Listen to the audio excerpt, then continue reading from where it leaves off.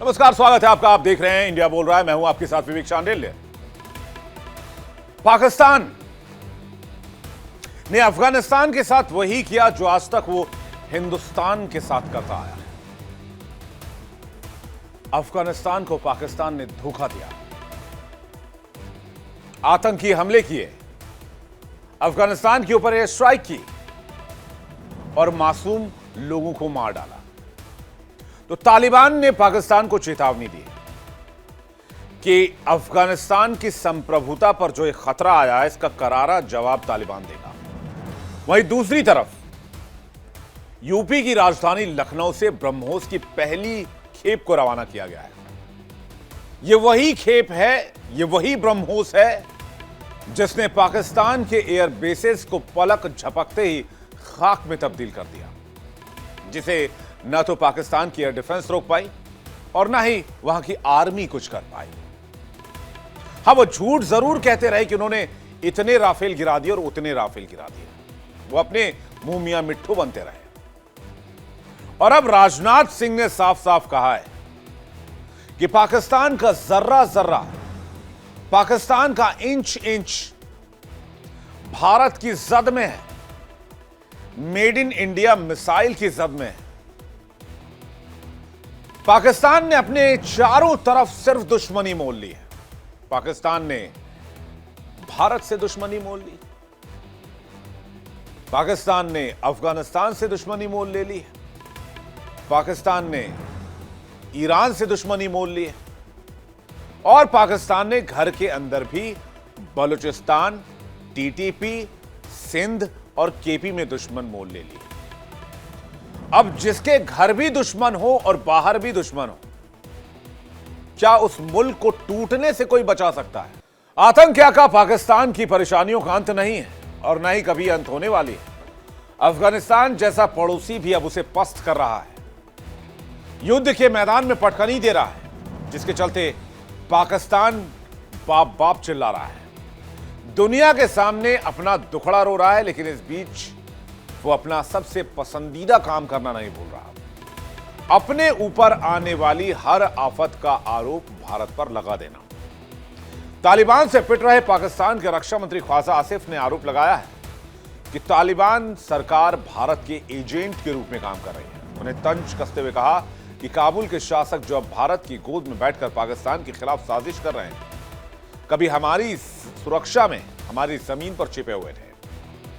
पाकिस्तान के रक्षा मंत्री ख्वाजा आसिफ के इस बयान से एक बात तो साफ हो गई है कि पाकिस्तान जब जब डरता है वो भारत भारत करता है, लेकिन वो ये नहीं जानता कि भारत पर आरोप लगाना उसे कितना भारी पड़ सकता है। अगर भारत ने इस आरोप पर पलटवार किया तो उसकी सांसें अटक सकती हैं।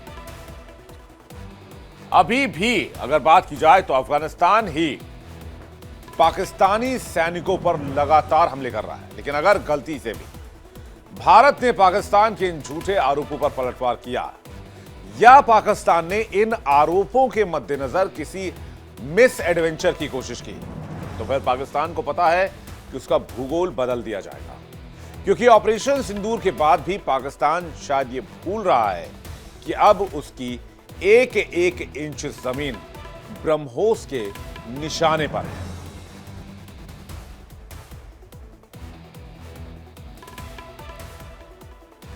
तो आपको बता दें कि पाकिस्तान ने शायद ये समझने की भूल की है कि इन तमाम चीजों के पीछे भारत है और अगर सीमा पर किसी तरह की हरकत हुई तो भारत की तरफ से करारा जवाब दिया जाएगा।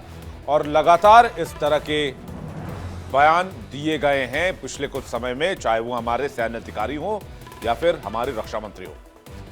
बातचीत करने के लिए मेहमानों का बड़ा पैनल हमारे साथ जुड़ रहा है। Major general A K. सिवाच, रक्षा विशेषज्ञ, इस वक्त हमें ज्वाइन कर रहे हैं। सिवाच सर, भारत का नाम पाकिस्तान बार बार ले रहा है, कहीं सीमा पर किसी उकसावे की कार्रवाई या किसी मिस एडवेंचर की फिराक में तो नहीं है? विवेक, देखो, अगर मिस एडवेंचर करेगा पाकिस्तान तो नुकसान उसको ही होगा, उसको मुंह की खानी पड़ेगी। हम तो कह रहे हैं, हमारा जो ऑपरेशन सिंदूर है उस पर पॉज लगा हुआ है। अगर इस बार उसने कोई ऐसी मिस एडवेंचर की तो भारत वाकई उसकी ज्योग्राफी चेंज कर देगा। क्योंकि सच्चाई यह है पाकिस्तान की नहीं, वैसे ही पाकिस्तान हालात टू खराब। फ्रंट वॉर की तैयारी कर रहा है सिवात सर, यह भी जानकारी मिली है। हाँ वो तो ठीक कह रहे हो आप, टू फ्रंट वार की तैयारी कर रहा है, मगर एक फ्रंट पे ही वो हार रहा है, एक फ्रंट को तो संभाल नहीं पा रहा अफगानिस्तान में। वो तालिबान जिसको ये कहते हैं कि हमने पाला या पोसा, मगर आज की तारीख में वो गुरिल्ला वारफेयर के माहिर हैं। उन्होंने सोवियत यूनियन को वापस धकेल दिया था, अमेरिकन उनके साथ जीत नहीं पाए, रात की अंधेरे में गए। आज वही तालिबान इनकी 18 से 20 पोस्टों पे हमला किया उसने, 50 से 60 उनके जो पाकिस्तान के जवान थे उनको मार दिया। उसकी वजह क्या है? क्योंकि वहां पर गुरिल्ला वारफेयर जैसी ही चीजें हो सकती उसके अंदर माहिर है। हाँ मैं मानता हूं पाकिस्तान की एयर पार है, मगर एयर पार का इस्तेमाल बॉर्डर के एरिया में पोस्टों में नहीं हो सकता, क्योंकि वो पहाड़ी इलाका है, गुफाएं हैं, और ऐसे में तालिबान माहिर है। और ये सच्चाई है, पाकिस्तान एक फ्रंट को तो कबाऊ कर नहीं सकता, अफगानिस्तान के साथ तो मुकाबला कर नहीं सकता, वो भारत के साथ कहां मुकाबला करेगा विवेक? It is laughable. सच्चाई ये है कि नहीं अगर तो ये इस क्यों बार कह रहा है कि भाई तालिबान जो कर रहा है वो भारत के इशारे पर कर रहा है? कह रहे हैं डोवाल डॉक्ट्रिन का हिस्सा है ये जो कुछ तालिबान कर रहा है। देखो सच्चाई यह है कि पाकिस्तान को जब भी प्रॉब्लम होती है वो भारत की तरफ उंगली उठाना स्टार्ट कर देता है। जब ये जब डरता सच्चाई है भारत भारत करता है। बिल्कुल। देखो दूसरी बात यह विवेक, उसने ये सोचा था कि अफगानिस्तान तो उसका एक कोर्टयार्ड है, जो अफगानिस्तान को बोलेगा अफगानिस्तान उसको करेगा, और वो इंडिपेंडेंट पॉलिसी नहीं फॉलो करेगा। इसीलिए तो जब तालिबान आया था 15 अगस्त 2021 में, तो बहुत खुशी का मुजाहरा हुआ था पाकिस्तान में। उनको लगता था कि अब जो उनकी स्ट्रेटेजी डेप्थ है वो मिल गई है। वो कहते हैं ना कि इमरान खान ने बोला था कि जो जंजीरें थी गुलामी की उसको तोड़ दिया है। तो ये सच्चाई है कि हमें मालूम था पाकिस्तान और अफगानिस्तान के बीच में फॉल्ट लाइन है। अफगानिस्तान डूरन लाइन मानता नहीं, पश्तून दोनों तरफ अफगानिस्तान में जमा होना चाहते हैं, उसी प्रकार वो शरिया लो।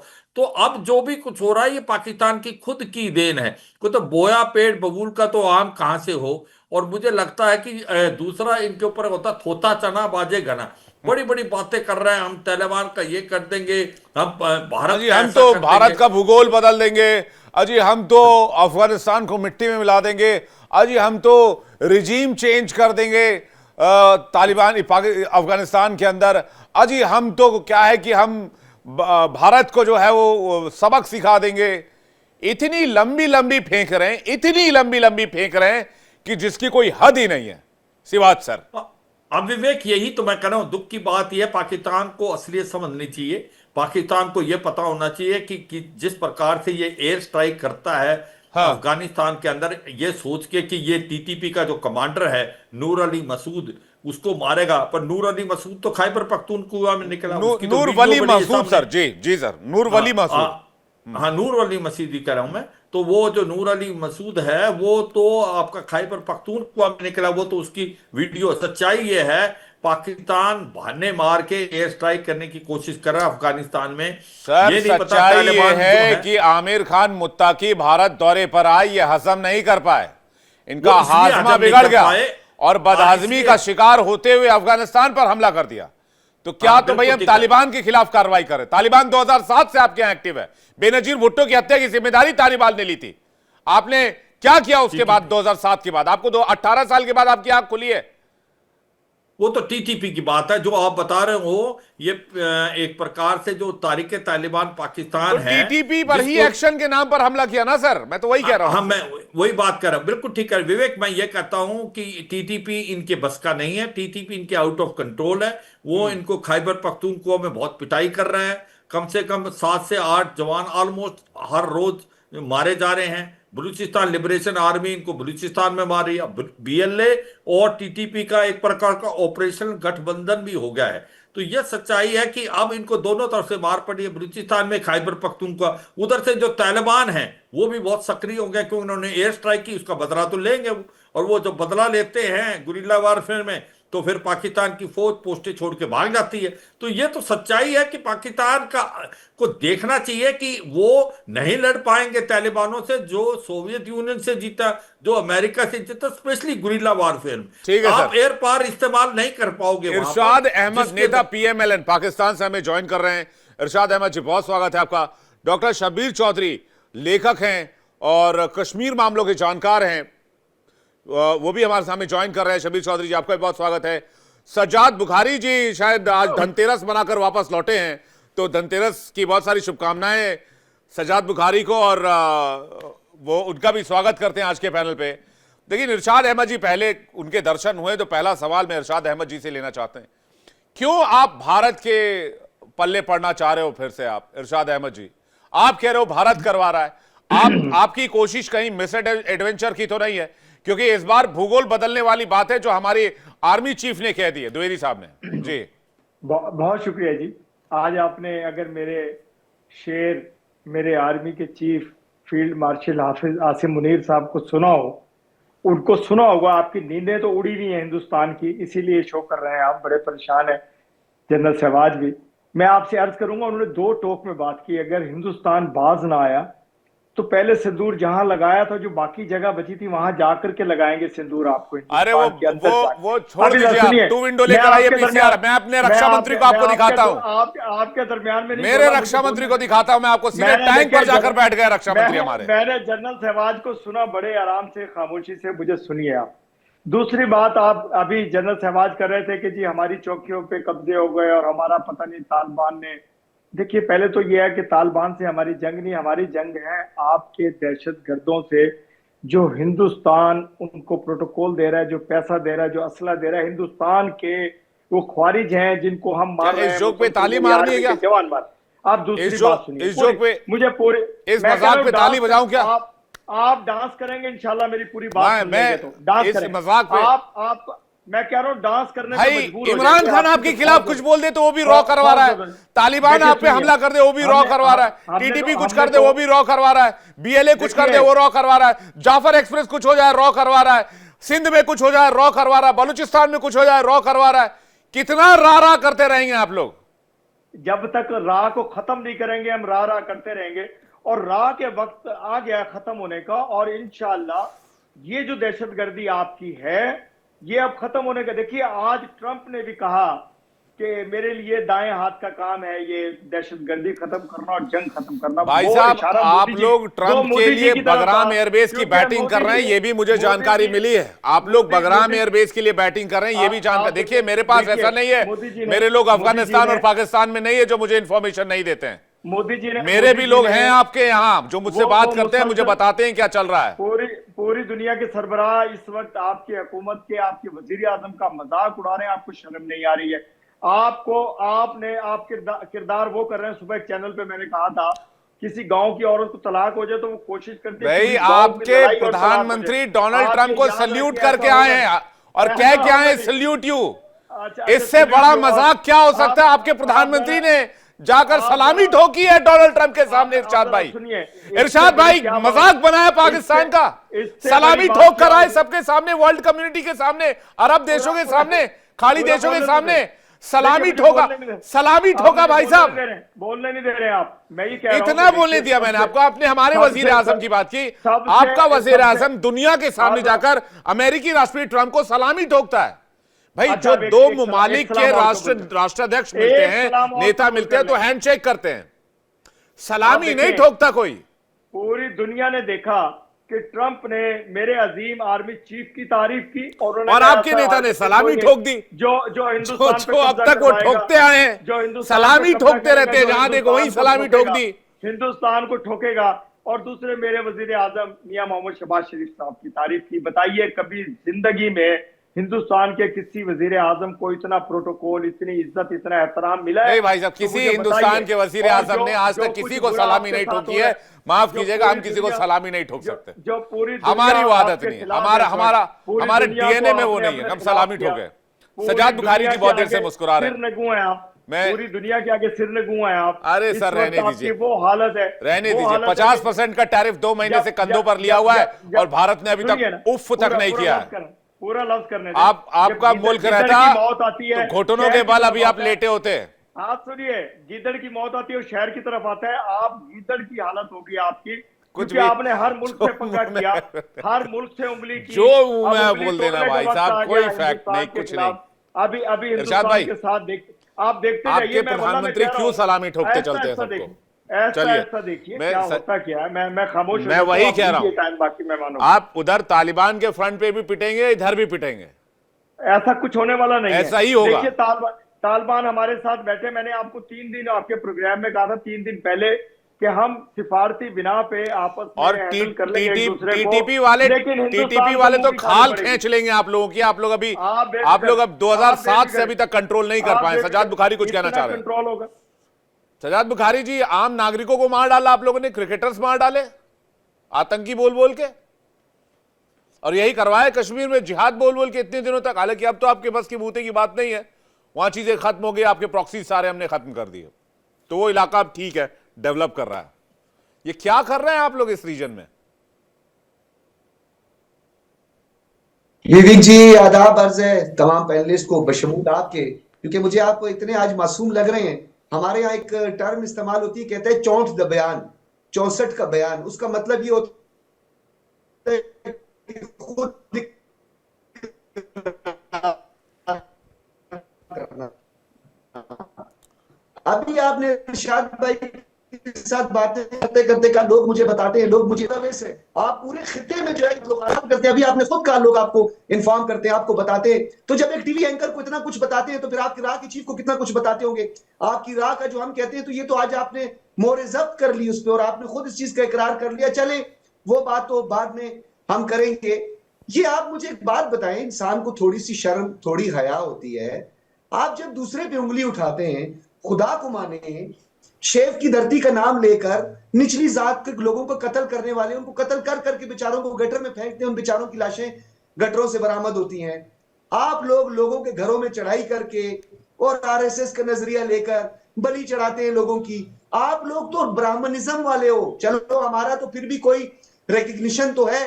आप तो एक ब्राह्मण, एक मखसूस टोले को जो है ना, वो आपको प्रमोट कर रहे हो। इस वक्त जो है वो आपके हिंदुस्तान के अंदर ब्राह्मणिज्म और उसका राज चल रहा है। शूदर गया तेल लेने, दूसरा गया अचार लेने, चौथा गया मुरब्बा लेने।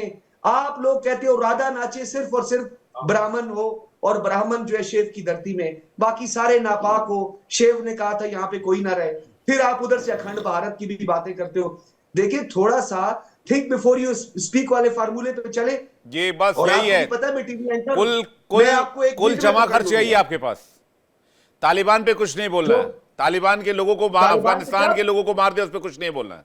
ये फालतू की बातें करनी है, जिसका कोई ना और ना छोर, ना लेना ना देना, ना एक ना दो, कुछ नहीं। देखिए मेरी बात ना 3 में ना 13 में, कहीं कुछ है ही नहीं। सजाद बुखारी जी, खाली हवाई फायरिंग करनी है आपको, और वो भी डुप्लीकेट हथियारों से, चाइनीज मेड हथियारों से, जो आपकी आर्मी करती है। आपने जो कॉन्टेक्स्ट पेश किया, उसका क्या मतलब था आज की डिबेट से? मुझे बता दीजिए, क्या लेना देना था उसका? क्या, क्यों जवाब दिया आपने ऐसा? उससे क्या लेना देना तालिबान का? उससे क्या लेना देना पाकिस्तान का? उससे क्या लेना देना अफगानिस्तान का? उससे क्या लेना देना टीटीपी का? आपकी जो बर्बादी की स्क्रिप्ट लिख रहा है तालिबान, आप उस पर 2 लफ्ज कह सकते हैं? खुदा का वास्ता है आपको, अगर आप उस पर 2 लफ्ज कह सके। आप छोड़ दीजिए बाकी चीजें, जो प्रोपेगेंडा की चीजें आपने इस्तेमाल की, उसका कोई फायदा नहीं होगा। वो काम आईएसआई आपसे 10 गुना बेहतर तरीके से करने की कोशिश कर रहा है, लेकिन नहीं कर पा रहा है, नहीं कर पाएगा। मैं दावे के साथ कह रहा हूं, जो काम आप करना चाह रहे हैं। लेकिन आप ये बोलिए कि आपने तालिबान अफगानिस्तान में घुसकर मासूम क्रिकेटर्स को क्यों मारा? एशिया कप में तो बड़ा दुहाई दे रहे थे स्पोर्ट्समैनशिप का। अब आपके अंदर हौसला है, मैंने आपको फिर जवाब देना है इसका। कंटेंट पे रहना, कंटेंट से हिंदुस्तानी से हौसला मत पूछिएगा, फिर हम ब्रह्मोस भेजते हैं इधर से, हमसे कोई हौसला पूछता है तो। वो ब्राह्मूस जो है वो वापस ठुक गया। ब्राह्मूस की अभी क्या बात है? वो गड्ढा हमने देखा है नूर खान एयरबेस में, इतना बड़ा गड्ढा जो आज तक पाकिस्तान भर ही नहीं पाया, इतना बड़ा गड्ढा भर ही नहीं पाया। आप बोलिए, जवाब पूरा कर लीजिए। शबीर चौधरी काफी देर से इंतजार कर रहे हैं, बोलिए प्लीज। अभी ये तालिबान और क्रिकेटर्स में ब्राह्मूस कहां से आ गया? खुद आप इर्रेलेवेंट गुफ्तगू करते हैं, आपको खुद पता नहीं होता आपने सवाल कौन सा किया, मारे किसको मारा, कौन से क्रिकेटर्स? ये कौन है क्रिकेटर्स? जिसके बाद आपका अफगानिस्तान, जिसके बाद राशिद खान ने ट्वीट करके, इरफान पठान ने ट्वीट करके आपकी आलोचना की है। कहां से आ गए क्रिकेटर्स? मेरी बात सुने। आपने हमेशा एक मनगढ़ंत कहानी जो है एक छोटे से कमरे में बनाई हुई होती है, वो कहानी। राशिद खान मनगढ़ंत कहानी बना रहा है। राशिद खान जो इंटरनेशनल प्लेयर है अफगानिस्तान की टीम का, वो मनगढ़ंत कहानी बना रहा है। यार यार विवेक, आप तो बड़ा हौसले वाले थे, सुनने वाले थे यार। आज क्या हो गया आपको? खैर है, आज आपने नाश्ता नहीं किया, या आज आपको कहीं रास्ते में कोई जो है वो व्हाट्सएप पर किसी ने कोई डिटेल भेजी है कि इसको बात नहीं करने देना, ये ठुकाई बहुत करता है? मेरे सवाल बहुत तीखे होते हैं, आप उसको सॉल्व कर नहीं पा रहे हैं, ये पजल में फंस गए हैं आप। अब जल्दी से जवाब दीजिए, आपने मुझे आपने 1 मिनट मासूम दे उन दें, लोगों को 1 अफगानिस्तान में मिनट घुस में के सारे क्यों मारा? जवाब दे दूंगा। 1 मिनट दे दें, मेरी बात को अब सुने गौर से। ठीक है। ये जो आपने क्रिकेटर्स वगैरह की बात की है ना, ये मनगढ़ंत कहानियां जो आप पहले भी सुनाते रहते हैं, कभी बोलते हैं यूट्यूबर अगवा हो गया, कभी आप कहते हो, एक दिन तो आप लोगों ने कहा कि ओ पाकिस्तान की टिड्डियों ने हम पे हमला कर दिया, फिर अगले दिन आपने बोलो हो पाकिस्तान की मुखबर कबूतर यहाँ पे आ गई। ये तो आपका लेवल है। अब जहां तक बात अफगानिस्तान की रही, तो ये बात आप याद रखें, अपने जहन में रखें। तालिबान का मामला हमारे साथ है। आप अपना तालिबान को बताएं कि हम लोगों ने मिलकर, यानी आपने और नार्दर्न अलायंस ने मिलके तालिबान को कत्लो गारत करवाया, तालिबान को आप लोगों ने मरवाया वहां पे आके, और तालिबान को आप रेडिकल इस्लामिक एक मूवमेंट कहते थे और आप उनको टेररिस्ट कहते थे। आप हैं मुनाफिक। चाहे आप जहां चले जाएं, चाहे आप अफगानिस्तान की प्रॉक्सी इस्तेमाल करें, बलूचिस्तान में घुसे, जहां पे भी घुस, ठुकाई आपका मुकद्दर है, ठुकाई आपकी होती रहेगी। जब जब आप पंगा लेंगे, आपकी ठुकाई कहानी आपकी मैं होगी। बताता हूं। आप चाहते थे तालिबान आपकी गुलामी करे, आपकी सरपरस्ती में रहे, अफगानिस्तान को कंट्रोल करने दे, आपको आईएसआई अफगानिस्तान को कंट्रोल करे। अब तक आप बर्दाश्त कर रहे थे और मान रहे थे कि चीजें ठीक हो सकती हैं, ट्रैक पर आ सकती हैं। लेकिन जैसे ही अफगान के विदेश मंत्री भारत आमिर खान मुत्तकी आए, आपने कहा कि ये ओवर हो गया, अब इनको टीटीपी के नाम पर ठोको, क्योंकि ये भारत से दोस्ती करने जा रहे हैं। इनको पैदा हमने किया, इनको खिलाया पिलाया हमने, इनको खाना पीना हमने दिया तालिबान को, और इनको सुरक्षा हमने दी अमेरिका के टाइम पे, और आज ये उधर मूव कर रहे हैं। स्टेबिलिटी तो उनको भी चाहिए ना, आपको नहीं चाहिए स्टेबिलिटी। आपको स्टेबिलिटी से कोई लेना देना नहीं है, आपको अपनी इकोनॉमी से कोई लेना देना नहीं है। उनको तो चाहिए कम से कम, उनको अपने मुल्क का फ्यूचर दिख रहा है, उनको अपने बच्चों का फ्यूचर दिख रहा है। चाइना के साथ, इंडिया के साथ, आपके साथ क्या दिख रहा है?